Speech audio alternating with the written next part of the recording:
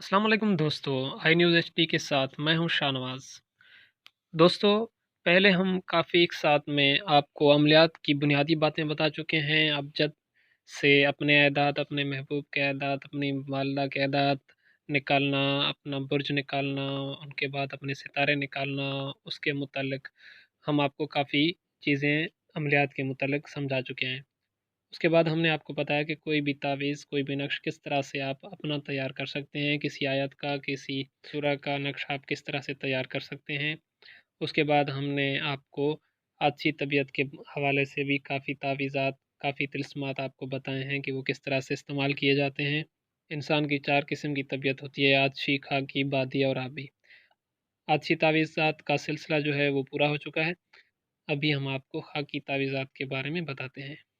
सबसे पहले मैं आपको जो ये नक्श दिखाने जा रहा हूँ, बहुत ही पुरअसर नक्श है। ये देखें, ये वो नक्श है। इसका इस्तेमाल करने का तरीक़ाकार कुछ इस तरह से है।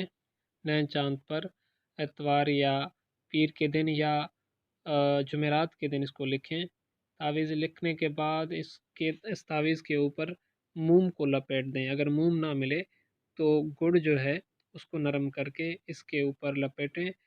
तावीज़ के चारों तरफ उस गुड़ को या उस मोम को लपेट दें, तावीज़ बाहर नज़र ना आए।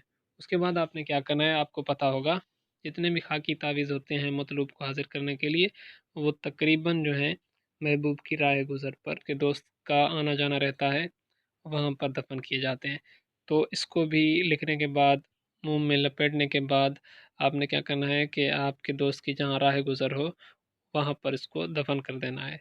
तो आपका महबूब आपके पास हाजिर हो जाएगा। ये नक्श कई बार आजमाया जा चुका है, बिल्कुल आजमुदा शुदा तावीज़ है। आप भी इसको आजमाएं।